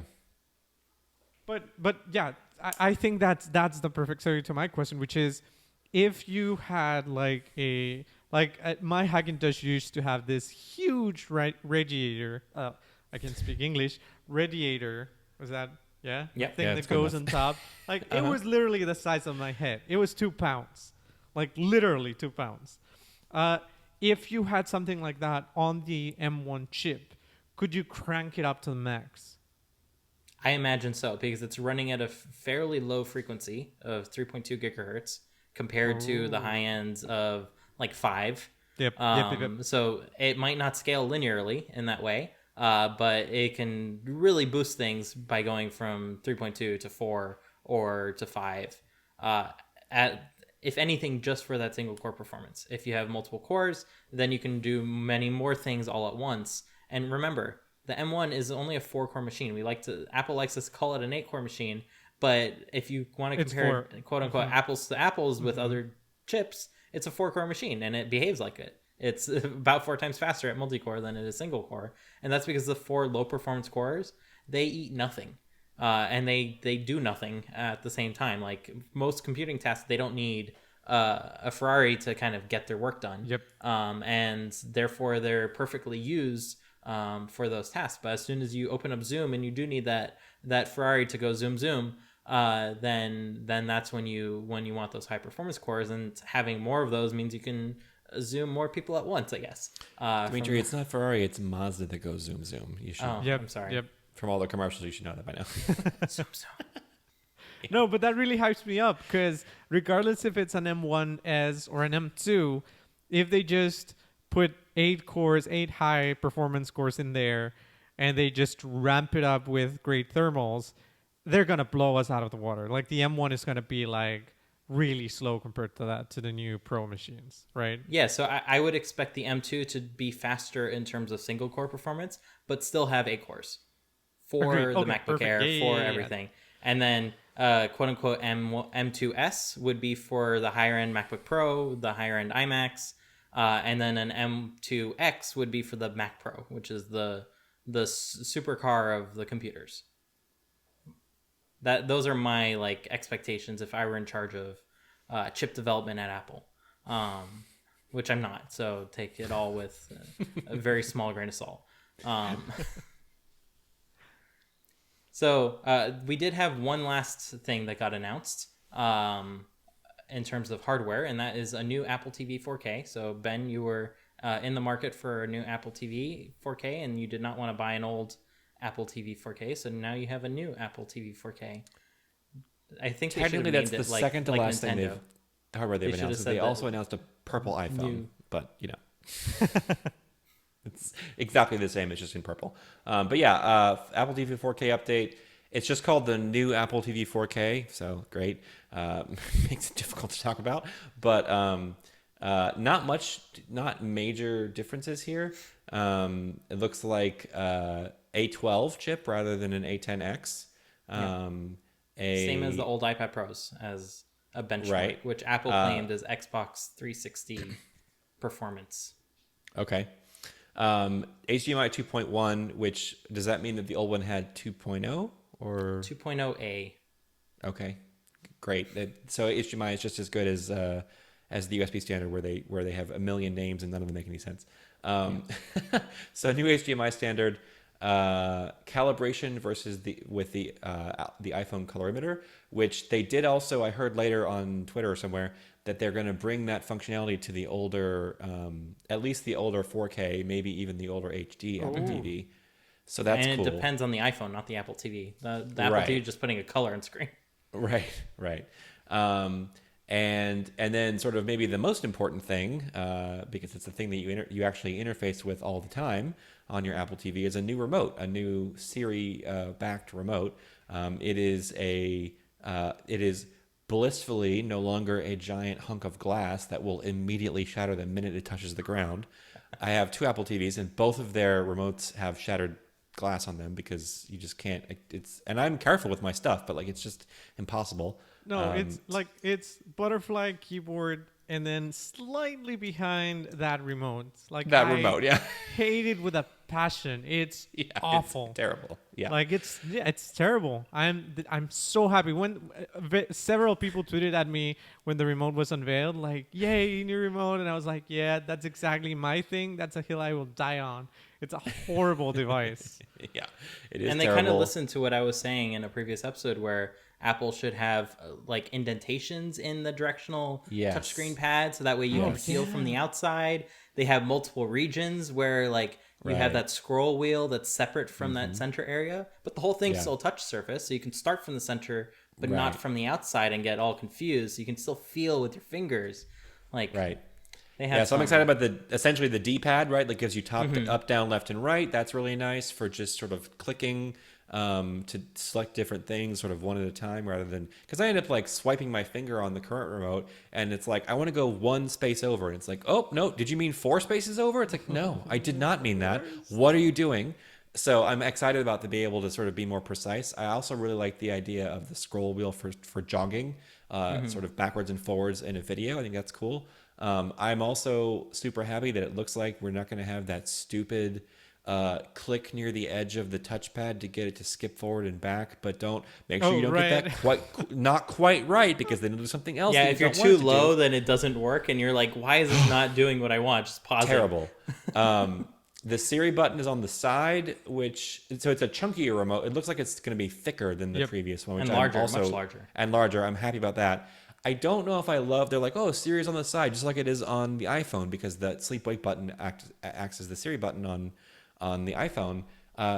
Cool, I guess. I don't really get why that's better. I just bought a new TV. I bought the TCL 6 Series 4K TV, and their TV remote has its volume controls also on the side of the remote. Oh, it's like a phone. Apparently a thing now. I don't know. It's whatever. So I don't have strong feelings about that either way. I don't use the Siri feature that much on my Apple TV, so I'd probably just ignore it. I'm willing to bet it's because people accidentally press it when they main play pause. I do that all the time. probably. Every time I try to press play pause, I accidentally hit the Siri button. Yes. And then Siri comes on, and then like pressing Yes. play and pause no longer plays and pause, so you can't even course correct at that point. You have to press the Right. Siri button again. So I that's also probably like fixing that the new remote has. Let me find it. So the new remote has a specific power button in the upper right corner of the Yes. remote, and that is designed to turn off your TV. So that's cool. And then a mute So the button, current which remote will do that. It will turn Right. off your TV It if will. you do the sleep through CDC. But when you Right. want to turn on your TV, sometimes that takes a while. If Right. your Apple TV is on, but your TV is not, and you press menu, that will exit you out of whatever context you're in, and that's kind of like It's the only Right. safe finicky. button to press. Yeah. And same for waking up the remote. Like you have to press something. Right. Is the Right. remote awake or not? So I think that power Right. button is probably there to fix that. And mute. They had a volume control, but now it has mute as well, which is nice. And then the back button, which is really it's the button that takes you backwards in the view hierarchy, right? That used to be called menu forever, and they have switched that glyph rather than being the word menu. Now it is the left arrow, the left chevron, which is the same arrow that they use as a back button on iOS. So I'm excited about that as well. That makes a lot more sense. That like I want to go backwards in the view hierarchy. Well, then I hit back, not menu, right? Like I'm sure that's a response to the fact that people probably gave them all kinds of support requests about like how do I back up, right? How do I back up on the Apple TV? We've been Menu is complaining not- about Android for years, right? Yeah. So I don't know. Like they've had a back menu, and the issue that I've seen people complain about is that the back menu does one thing if you're in one screen, and it does another Yes. thing Yeah, if it's you're not in another consistent. screen. And Right. it's the same thing with this menu button. Right, It does one right. thing when you're in one screen, and then another thing when Yes. you're in another screen. It's very frustrating. So And for the most part, it works. But I'd like to have a shout out to HBO Now, Go, whatever you want to call yourself now. That app will sometimes get stuck, and it will forget that you can press menu to go back to the home screen. So you can go all the way back to HBO's menu, but you can't go further but back not than that home. unless you Nice. know the special gesture of holding the menu button. That will get you back to the home screen. But who actually knows that? Oh, I didn't know that. So Yeah, so. there we go. So yeah, all in all, looks like hopefully much improved. And interestingly, they're going to sell it as a $59 accessory that you will work with both the 4K, the old 4K Apple TV, and the HD Apple TV, the 1080p version. So even if you don't want to buy a new TV, you can still get the better remote with your older device. So I'm actually not. that's definitely I'm welcome. a little. Yeah, certainly welcome. I'm a little on the fence whether I actually want to upgrade to this new 4K TV. We did just buy a new TV, like I said, but we have a 4K Apple TV now, and the majority of my complaints with it are the remote. So if I can just buy the remote, I might be happy. We were talking, in the pre-show about like what is it that's better about this TV compared to that previous Apple TV, and you mentioned, Dimitri, that it's going to enable higher bit rate or high HDR. So basically, HDMI 2.1, what that enables is the frame rate no longer needs to be static. So the device Right. can say to the display, hey, I'm going to be sending you a different cadence of frames, so you don't need to do like a 3:2 pull down and make things choppy and stuff like that. So the current Apple TV can do this, but your TV will kind of flash off and then turn back on as it resets to a new frame rate. This will only work on a display that supports HDMI 2.1. So if you do not have that, you do not get this benefit. Something to keep in mind. Only the brand newest of new TVs have it. So just be aware. And then the only other benefit is having an A12 if you want to do stuff like Apple Arcade games, which apparently there are a lot more new ones. That's a much better baseline than the A10X, which was in the old Apple TV, which kind of struggled at 4K to do anything other than video. So we might actually upgrade. Just go ahead and upgrade to the new one, and then put the old Apple TV in. We have a gym in our garage, and I'm kind of interested in maybe like buying a small, like cheap TV, and then putting that and the Apple TV in the garage to run Apple Fitness Plus out there to do workouts and stuff. So maybe the old Apple TV will become the gym Apple TV. I don't know. I still kind of undecided. Looks like I have until the 30th to decide, because that's when they go on sale, or when you can order them. But at a minimum, at the bare minimum, I'm definitely buying. We actually have two. We have an HD one and a 4K one. I'm definitely buying new remotes, if nothing else, because wow, I cannot wait. In fact, right now we actually can't find the remotes. They're buried somewhere, which brings up another point. So this isn't necessarily going to be easier to find or harder to lose. Maybe it has a U1 in it, does it? Well, a bunch of people on Twitter were like, "Why didn't you put an AirTag with the U1 chip in the remote and then make it so I can find it with Find My?" And maybe they're hiding that feature, and that will become a sleeper feature when we get them. But like, come on, Apple, it's so obvious. That would be because how often? Literally, it's missing right now. Like, we can't find it. So that would be cool.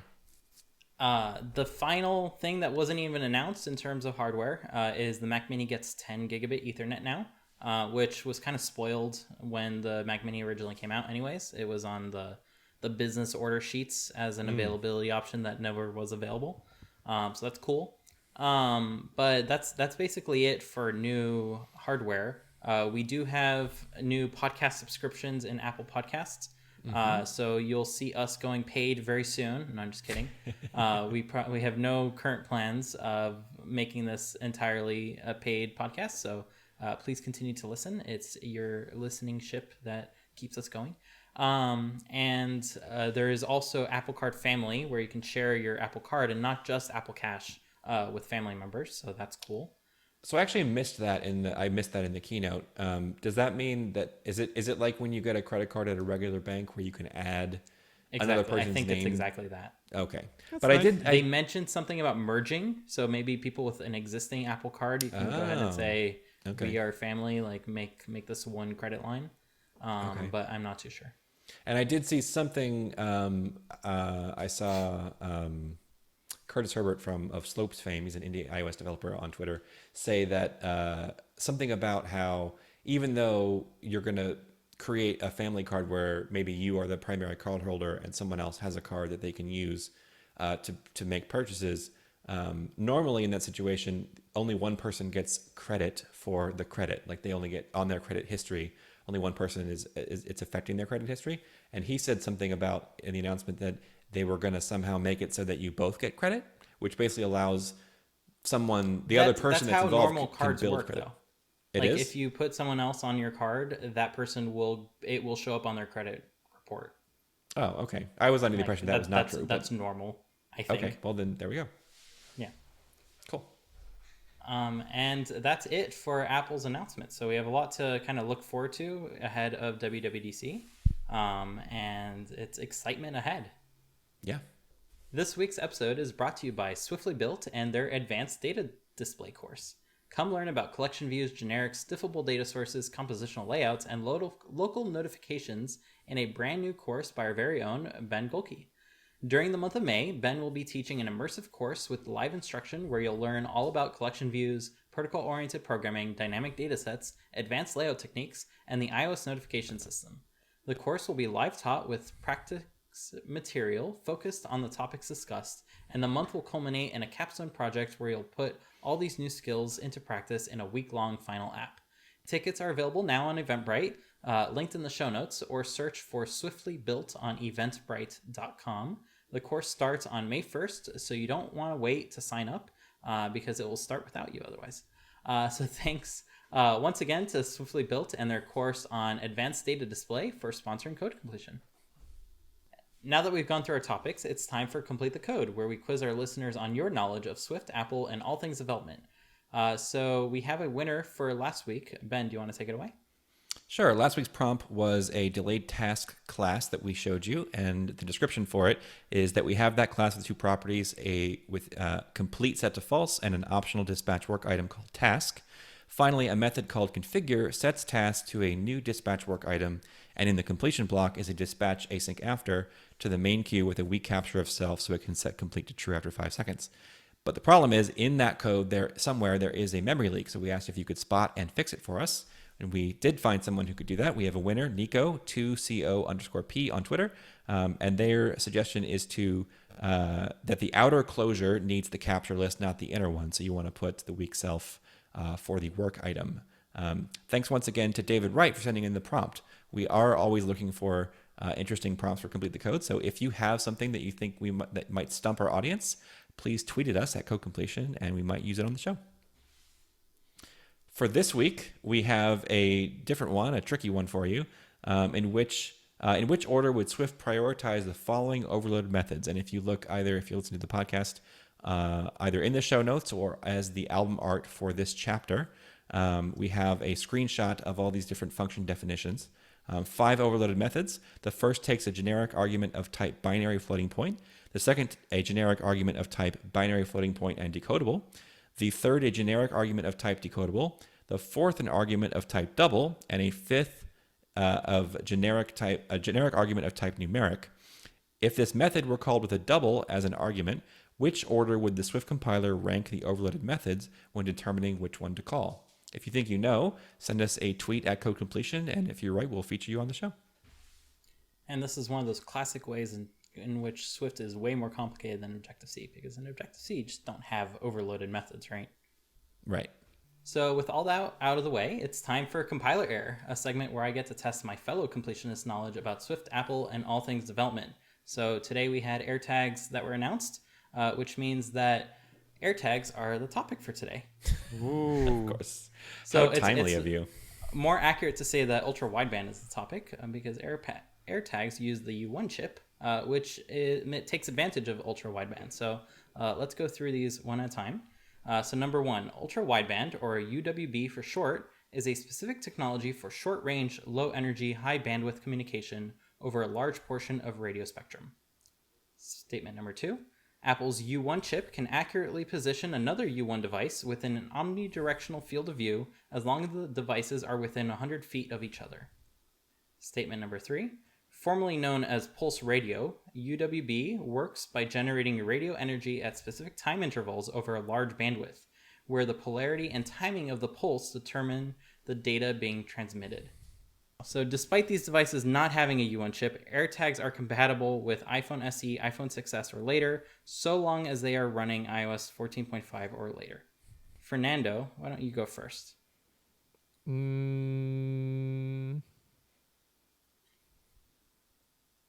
Right off the bat, I wonder if the official name for the SE second generation is iPhone SE, because otherwise there's no way the first generation SE is running 14.5. So this would be the time for me to nitpick after Ben said I don't nitpick enough, right? Yes.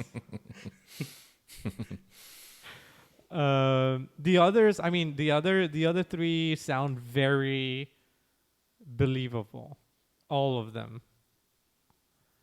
100 feet sounds reasonable, especially like it would be unreasonable if it were like 100 feet like in a house, but I can definitely see that it's quote unquote short range, and if you had like an open field, 100 feet would be doable.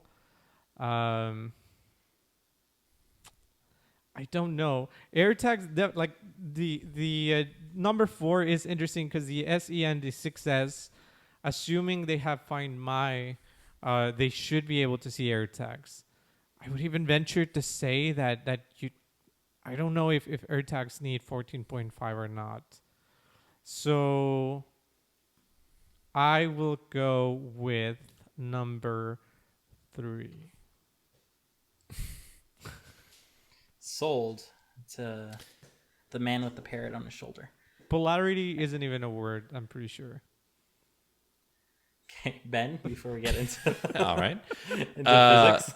So the first one seems reasonable. Ultra wideband is what it's called, and I believe its acronym or its initialism is UWB.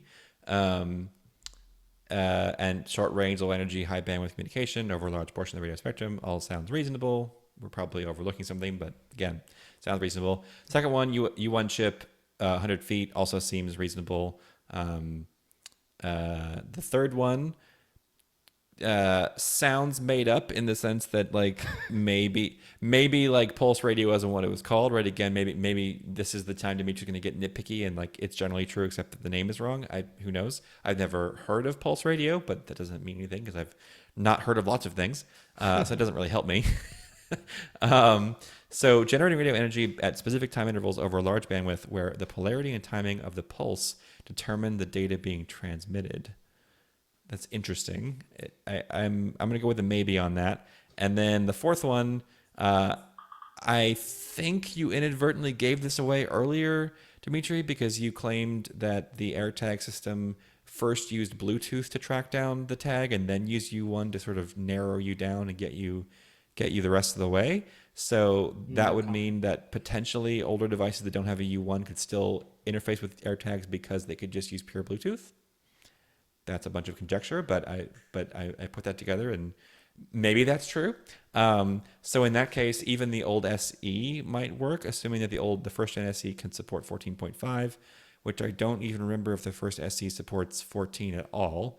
So that's a concern. But also, it could be that we aren't remembering that I don't think the new SE, Fernando, is called the SE2. I think it's just called the iPhone SE. That's I was Apple's just MO. They nitpicking. rename stuff and then just call it the same thing. Like they don't actually give it a new gen name. So it's very possible that actually refers to the second gen SE, which is really the iPhone 8 rebranded. So in that case, it would be able to run iOS 14. So I think I'm gonna go with. I think 4 is correct. So I'm gonna go with 3, only because the other two, Because if we're polarity discounting is not a 4, word. because the first two just seem reasonable, straightforward, and likely true. So I am not voting for 3 because I think that it's wrong. I'm voting against the other 3 because I think they're all right. A fair way Done. to vote. There's gonna be a sweep either way. Yep. Okay, so let's go in reverse order since I did kind of give away that the iPhone SE, the iPhone 6s, and later could operate with AirTags because of Bluetooth, and that is 100% correct. This is the line that's straight out of the AirTags compatibility list. Ironically enough, when they mention the iPads, they start bringing in the parentheses with fifth generation or later and all that. So they love the generations with the iPads, but they dare not use them with iPhones. But this one's 100% correct. So the AirTags do have Bluetooth along with the U1, so they will work just fine.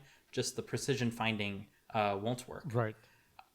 Let's go on to number 1. So this is what ultra wideband is, and it's completely true. So it uses short range, low energy, and high bandwidth communication to communicate between two devices. So it's not just finding. You can send information, I think, upwards of 500 megabits per second, so quite quickly between two devices. So it's being considered for personal hotspots and personal networks between a user's own devices. Now going to number 2, the U1 chip, it works by using ultra wideband, as we know. Now I have a question for both of you. Have either of you ever used AirDrop between two U1 capable devices? I don't think so. Yeah, same here. Because Okay, the new, so- my iMac doesn't have a U1 chip, does it? No, No, just okay. just the modern iPhones, basically. Oh, okay. So Then no. if you had watched Apple's WWDC session on the U1 chip, you would know that it's very peculiar about how you hold your device. So if it is flat on the ground, it will tell you raise your device to use U1. And the reason it does that is because the U1 chip is not omnidirectional.